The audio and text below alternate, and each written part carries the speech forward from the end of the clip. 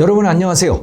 김정호의 경제TV, 오늘은 조선업 이야기입니다. 우리 한국 세계 최강의 조선국가이잖아요. 물론 물량면에서는 중국이 지금 1위가 돼 있습니다만은 기술적으로는 여전히 우리 한국이 최강자입니다. 그 과정은 매우 어려웠습니다. 그래서 앞으로 두 편의 영상을 통해서 이 세계 조선업 패권이 어떻게 넘어왔는지 그 100년간의 역사를 돌아보려고 합니다. 그리고 그 속에서 한국이 어떤 과정을 거쳐서 최강국이 되었는가를 살펴보려고 하는 것이죠. 이거 아주 귀한 그래프인데요. 제일 왼쪽을 한번 보시기 바랍니다. 그게 1892년이거든요. 여기에서 압도적인 비율을 차지하고 있는 파란색이 있죠. 여기가 바로 영국입니다. 이 당시는 증기선이 다닐 때였어요. 그러니까 증기기관을 돌려서 배가 추진한 것인데 이 무렵에 영국은 그야말로 압도적 1위의 조선산업국가였습니다. 그리고 또 이 정치적으로도 전 세계의 식민지를 갖고 있던 나라가 바로 영국이었던 거죠. 그 경제적 기반이 바로 이 조선산업이었던 겁니다. 그러다가 이 그래프를 보시면 갑자기 흰색이 쫙 늘어나는 그 기간이 있잖아요. 이게 바로 제1차 세계대전, 2차 세계대전입니다. 이 영국이 전쟁에 휘말리다가 보니까 제대로 생산을 하지 못하게 된 거예요. 근데 누군가 그걸 채워줘야 되잖아요. 그래야 전쟁을 할 수 있을 거 아닙니까? 특히 이 해전은 말이죠. 그 공백을 메워준 세력이 바로 미국인 겁니다. 여기 보이시는 이 흰색이 그래프인 것이죠. 미국이 평소에 배를 그렇게 많이 만들지는 않았어요. 그런데 전쟁이 나고 연합국의 배들이 수없이 이제 침몰하고 이렇게 되니까 미국이 괴력을 발휘하게 된 겁니다. 그래서 이 새로운 배들을 엄청나게 만들어서 자기도 쓰고 동맹들에게도 제공을 해줬던 거죠. 이 그래프는 2차 대전 중에 침몰한 연합국 선박 숫자들을 보여주고 있는 거고요. 왼쪽이. 오른쪽은 미국의 선박 건조량, 그러니까 새로운 배를 만드는 그 숫자를 보여주고 있는 거거든요.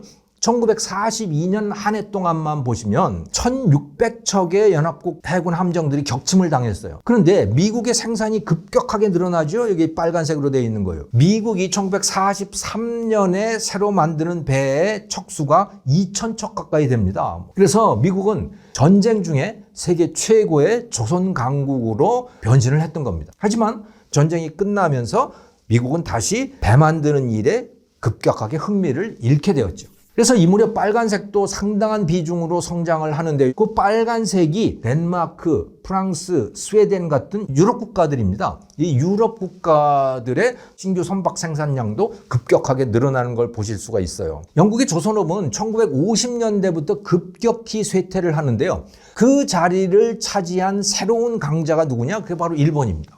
자, 이제 일본 조선업에 대해서 한번 알아보겠습니다. 일본이 나라 문을 열게 된 직접적 계기가 뭐였습니까? 그것은 1853년에 쿠로훈의 흑선이라고 하는 거죠. 페리 제독이 이끄는 미국 해군 선단이 일본 앞바다에 딱 들어와가지고 항구에서 문 열어, 안 그러면 쏠 거야, 이런 식으로 해서 이제 일본이 문을 열게 되지 않습니까? 그러니까 일본 사람들이 이때 크게 깨달은 거예요. 아, 이 해군이라고 하는 게 정말 중요한 거구나. 그래서 이 배 만드는 일에 굉장히 노력을 많이 하고 투자도 많이 하고 그렇습니다. 그 배들을 가지고 중국하고 전쟁을 하잖아요. 이게 청일전쟁입니다. 거기서 승리했죠. 또 러시아하고도 전쟁을 하잖아요. 그 러일 전쟁에서도 일본이 승리를 했잖아요. 일본은 주로 어디서 그 기술을 배웠냐면 그 당시 최강의 조선 국가가 어디라고 말씀드렸죠? 바로 영국이잖아요. 그 영국의 조선 기술을 배워들인 겁니다. 그래서 일본의 조선업은 이미 2차 대전 고 무렵에 상당한 수준이 돼 있었어요. 1941년에 일본 제국 해군이 진주만을 공격하지 않습니까? 그래서 미국 태평양 함대를 완전히 박살을 내잖아요. 그때 일본은 이미 항공모함을 6척이나 만들어서 갖고 있었던 겁니다. 일본이 기대했던 건 뭐냐면 그렇게 하면 네가 어떡할 거야? 항복해야지 네가. 네 경제력이 대단하다는 건 알고 있지만 해군은 우리한테 당할 수가 없어. 계산을 이렇게 한 겁니다. 일본이. 그래서 협상을 하자고 나오거나 또는 항복을 할 거라고 기대 또는 예상을 했던 것이죠. 그런데 미국이 그 기대와 달리 행동을 한 거예요. 전혀 타협을 하지 않았습니다. 그리고 계속 맞서 싸우기 시작한 거예요, 미국이. 그리고 굉장히 빠른 속도로 새로운 배들을 만들어낸 겁니다. 근데 그 속도가 어마어마했던 거예요. 왜냐하면 미국은 이미 그때 엄청난 철강 산업과 기계 산업과 이런 것들을 이미 갖고 있었는데 그걸 군수 산업으로 확 바꿔버린 겁니다. 이렇게 되니까 일본은 손을 들 수밖에 없었죠. 전쟁이 그렇게 끝난 후에 일본의 메가더 장군이 이제 들어오잖아요. 이 메가더 사령부는 일본을 완전히 다 해체시켜 버리려고 했었어요. 다시는 전쟁을 할 수 없는 나라로 만들겠다고 여러 가지 정책들을 편 거죠. 배 만드는 일에 대해서도 굉장히 엄격한 규제를 했는데 배 하나의 크기가 5,000톤을 넘어서는 안 된다라고 하는 이런 규제가 있었고 전체 그걸 다 합쳐도 15만 톤을 넘지 못하게 하겠다라고 하는 거예요. 지금 유조선이나 컨테이너 선박 같은 거 하나에 뭐 30만 톤, 40만 톤 이렇게 합니다. 그러니까 유조선 하나만도 못하게 그렇게 엄격하게 만들어 놓은 겁니다. 그러니까 일본 조선 산업은 2차 대전 이후에 완전히 괴멸되는 수준이었다. 그런데 이 일본이 다시 조선 강국으로 변모하게 됩니다. 그렇게 되는 데에는 1950년에 우리 한국 전쟁이 굉장히 큰 역할을 했어요. 한국 전쟁이 터지고 거기에 미군이 참전을 하고 거기에 유엔군이 참전을 하고 그러다가 보니까 엄청난 군수품들이 필요하게 되잖아요. 그 군수품을 어디서 조달을 하느냐? 그 일본에서 조달을 하게 된 겁니다. 그리고 또 결정적 계기가 됐던 사건은 1952년에 미국의 NBC라고 하는 조선 회사가 있었어요. 큰 화물선을 만드는 그런 회사였던데요. 한국전에서 이제 군수품이 많이 필요하고 그러니까 배로 많이 실어 날라야 되잖아요. 그래서 이 NBC라고 하는 조선 회사도 일감이 많아진 거예요. 미국에 있는 조선소 가지고만은 안 되는 상황이 돼서 한국전에 가까운 일본에다가 그럼 조선소를 만들자. 그래서 원래 일본의 그 조선소 자리 쿠레라고 하는 데에 해군 함정을 만들던 조선소가 있었거든요. 그것을 미국의 NBC가 임대해서 거기에다가 조선소를 만들어 놓고 배를 만들기 시작한 겁니다. 그러다가 보니까 거기 노동자들은 다 일본 사람들일 수밖에 없잖아요. 일본 사람들을 써서 배를 만드는데 그 노하우는 그러면 누구 거냐? 그거는 미국 겁니다. 2차 대전 때에 엄청나게 발전했던 그 미국의 조선 노하우를 일본에 그대로 다 전수를 하게 된 것이죠, 그게. 거기서 이제 일본의 새로운 조선 산업이 생겨나게 되는 겁니다. 그래서 이 조선소에서는 최대 10만 톤에 이르는 거대한 벌크선까지 만들어냈다고 해요. 근데 10만 톤급 정도가 되면요, 영국이 만들던 선박들보다 훨씬 더 큰 규모였어요. 근데 영국은 큰 배를 만들 수가 없었어요. 그랬던 이유는 기술이 부족해서라기보다 수에즈 운하 때문에 그랬던 겁니다. 영국의 식민지가 아시아의 식민지가 많잖아요. 인도도 그렇고 뭐 이 홍콩도 그렇고 이 식민지들이 다 있으니까 영국의 배들은 영국에서부터 아시아까지 와야 되는데 그러자면 수에즈 운하를 통과를 해야 되는 거예요. 이 운하를 통과를 안 하려면 저 아프리카 남단에 있는 희망봉이라는 데 거기를 돌아와야 되는데 그건 너무 멀잖아요. 그래서 수에즈 운하를 통과를 해야 되는데 이 운하는 폭이 좁아요. 그래서 큰 배들이 다닐 수가 없어요. 거기를 다닐 수 있는 배의 최대 규모는 4만 톤급 정도였대요. 그 정도밖에는 영국에서는 만들지를 않았던 겁니다. 그런데 일본은 그 수에즈 운하를 다닐 필요가 없잖아요. 그러다가 보니까 일본 배들은 컸던 겁니다. 그런데 그 일본에게 엄청난 기회가 찾아옵니다. 그게 1956년 중동에서 전쟁이 막 터지고 그러면서 이집트가 수에즈 운하를 국유화를 해버려요. 그러면 어떻게 하겠습니까? 전부 아프리카 희망봉을 돌아서 다녀야 되는 사태가 벌어지게 된 겁니다. 그런데 그렇게 멀리 다니기에는 한 4만 톤급 고 이하의 배들은 경제성이 안 맞는 거예요. 자, 그럼 어떻게 되느냐? 일본 배가 이제 경제성이 생기게 되는 겁니다. 왜? 일본은 큰 배를 만들어 왔잖아요. 그래서 이 일본 조선소의 신규 선박에 대한 주문이 쏟아져 들어오게 되는 겁니다. 그만큼 영국 조선소에는 주문이 줄었겠죠. 그래서 영국의 조선소들이 쇠퇴를 하게 되는데 이렇게 영국 조선 산업이 급격하게 쪼그라드는 데에는 영국의 그 당시의 정치적인 분위기도 큰 몫을 했습니다. 그 영국 조선소들이 사용하는 방법은 리벳 방식이라고 하는 거였어요. 도크에다가요, 배 뼈대를 만들어 놓는 겁니다. 거기다가 철판을 뒤집어 씌우는 방식을 썼던 거예요. 근데 철판은 이제 조각조각 있을 거 아닙니까? 그래서 이 조각하고 이 조각하고 이렇게 해놓고 거기 겹치는 부분을 이 못 같은 거, 리벳이라고 하는데 그걸로 때려 박은 거예요. 그런데 일본은 다른 방식을 썼어요. 큰 배가 있으면 여기 한 5분의 1, 여기 한 5분의 1, 5분의 1 이렇게 해가지고 배를 조각조각 만든 다음에 붙이는 방식을 썼던 거예요. 근데 붙일 때 어떤 방식을 썼냐면 불을 써서 용접을 한 거예요. 이렇게 되니까 생산성이 비약적으로 발전을 했다고 그래요. 그래서 이 용접하는 그런 이 작업의 생산성 같은 경우는 영국 노동자 4명이 하는 일을 일본에서는 1명이 다 해결할 수 있는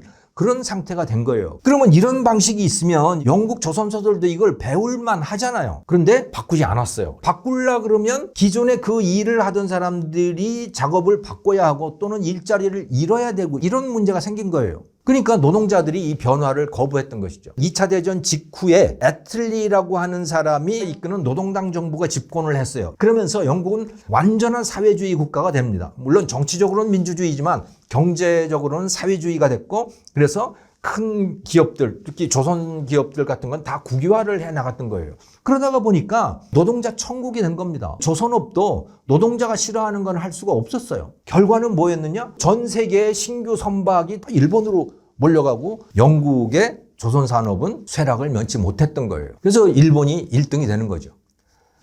그런 상태에서 한국이 1971년부터 이 조선 산업에 뛰어들게 된 겁니다. 일본이 최강자일 때 한국이 그때 이제 시작을 한 거예요. 우리나라에서 조선소가 있긴 있었어요. 일본인들이 만들어 놨던 그 조선소가 있죠. 거기는 기껏해야 뭐 1000톤, 2000톤 그 정도 수준에 20만 톤, 30만 톤 이런 거는 꿈도 못 꾸던 시절이에요. 근데 그거를 만들겠다고 결정을 한 게 그 누구냐? 그 박정희 대통령이었던 겁니다.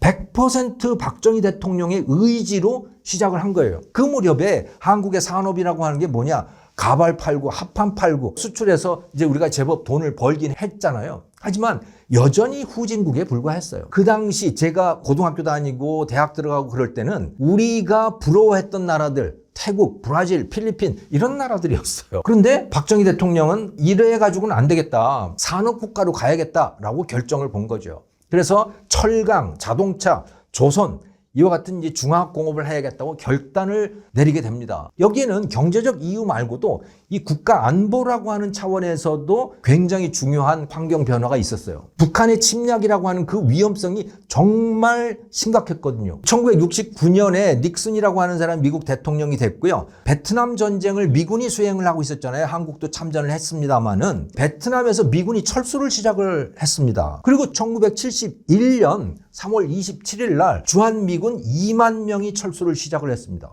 그래서 6만 명이 4만 명으로 줄어들게 된 거죠. 그리고 더욱 심각했던 일은 뭐냐면 1968년 1월 21일 북한 김일성이 124 부대라고 하는 북한 특수부대원 31명을 남한으로 내려보낸 거예요. 그들에게 주어진 임무가 뭐였느냐? 청와대로 뚫고 들어가서 박정희 대통령을 죽여라 라고 하는 게 임무였습니다. 그 31명이 어디까지 왔느냐? 북한산까지 왔어요. 근데 정말 천만다행이게도 마지막 순간에 한국의 경찰과 군에 의해서 사살되고 생포되고 청와대 바로 앞에서 그 일이 벌어졌거든요. 그러니까 우리나라는 그때 정말 절체절명의 위기에 봉착해 있는 그런 상황이었던 겁니다. 이건 산업이 바뀌지 않으면 나라가 망하게 생겼던 거예요. 스스로 무기를 만들어내야 되는 겁니다. 그런데 그럴 만한 기반이 없는 거예요. 우리는 철강도 없지, 기계공업도 없지, 아무것도 없는 거예요. 아무것도 없는 상황인데 뭐 하긴 해야겠잖아요. 박정희 대통령이 그래서 기업인을 부르죠. 처음에는 삼성의 이병철 회장을 불러가지고 조선소 좀 만드시오 그랬더니 이병철 회장은 못합니다 그랬어요. 그래서 정주영을 불렀어요.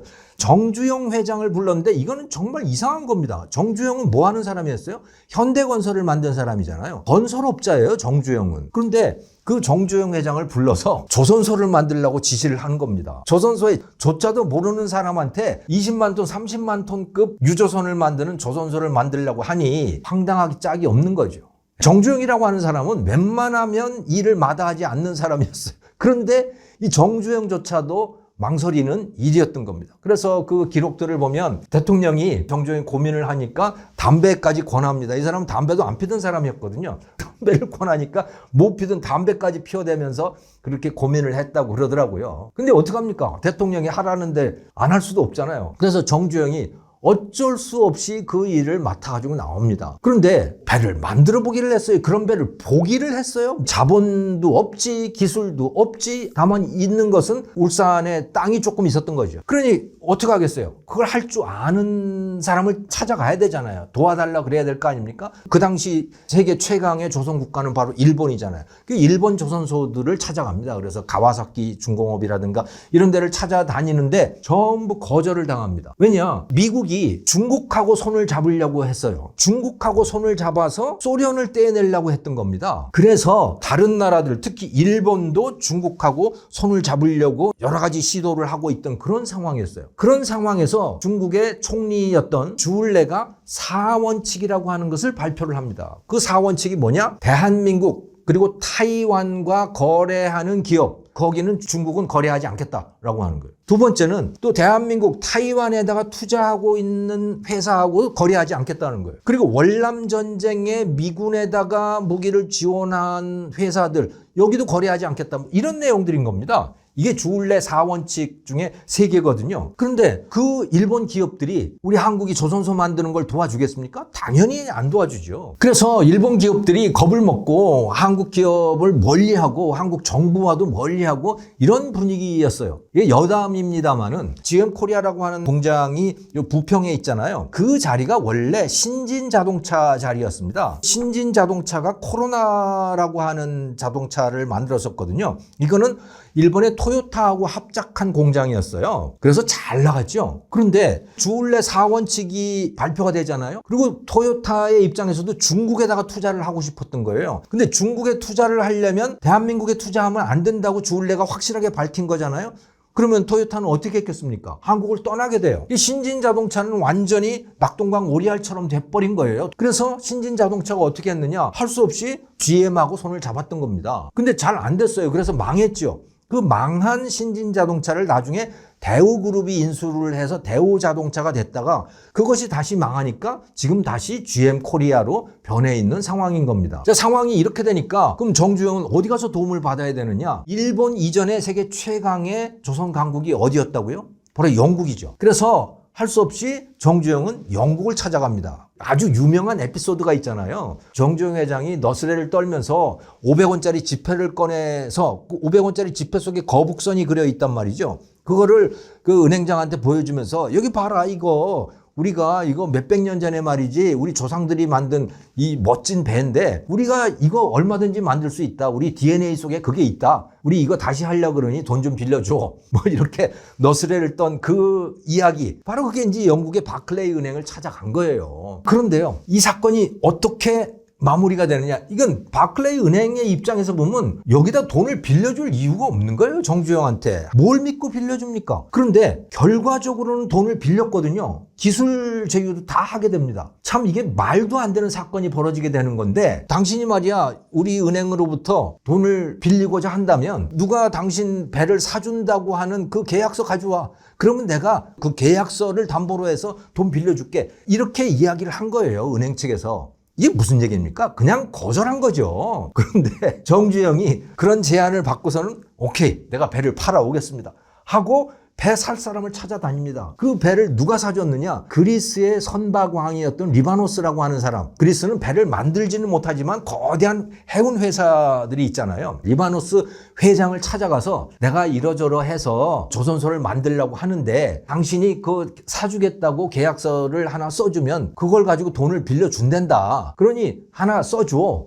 내가 그러면 이 조선소 만들어서 아주 싼 값에 줄게. 이렇게 제안을 하는 거예요. 그 리바노스의 입장에서는 뭐 이런 인간이 다 있나 싶을 거 아닙니까? 그럼에도 불구하고 25만 톤급 유조선 2척이나 사겠다고 계약서를 써준 거예요. 왜 써줬느냐? 사실은 너 못할 거잖아 그거. 네가 배를 제 시간에 만들어서 넘기지 못하면 위약금을 이렇게 줘. 그래서 위약금을 받기 위해서 사실은 계약서를 써줬다고 보시면 되는 거예요. 그 계약서를 들고 정주영은 또 은행을 찾아갔죠. 그러니까 은행의 입장에서는 정말 기가 막히겠죠. 어쨌든 그렇게 해서 대출을 받습니다. 그리고 영국에 있는 AMP라고 하는 조선 기술회사로부터 기술 제공 계약까지 다 체결을 하고 그렇게 해서 조선소를 만드는 일에 착수를 하게 된 거예요. 그게 1971년의 일이었습니다. 정말 말도 안 되는 일이 벌어진 거예요. 그런데 이렇게 울산에서 조선소하고 유조선을 만들어 가는 중에 어마어마한 사건이 터지게 됩니다. 1973년에 무슨 일이 있었죠?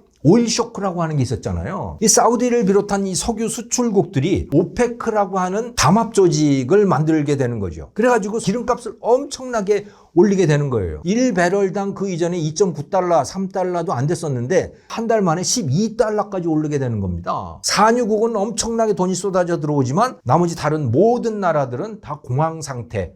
빠져들게 되는 거죠. 그러니까 석유를 비롯한 대부분의 이 해상 물동량이 급격하게 줄어들었고요. 신규 선박 주문량도 거의 사라지게 되는 그런 상황이 되어버리는 겁니다. 그러니 이건 한국은 이건 안중에도 없는 거고 일본의 조선 기업들의 입장에서 보면 모든 일감이 다 사라지게 된 거잖아요. 그러면 그 조선소들은 어떻게 하겠습니까? 구조조정을 할 수밖에 없는 거죠.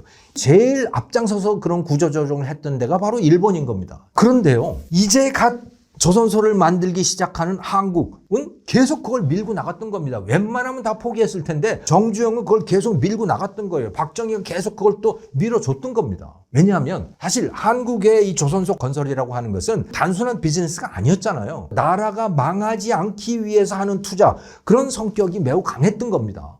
그래서 계속 밀고 나갔고 끝까지 밀어붙여서 결국 일본을 넘어서 세계 최강자까지 올라서게 된 거예요. 오늘은 여기서 우리 이야기를 마치고요. 다음 편에서는 한국이 세계 최강이 되어가는 과정, 그리고 중국의 추격, 그리고 최근에 벌어지고 있는 미국의 조선업 부활 시도, 이런 이야기로 쭉 이어가겠습니다.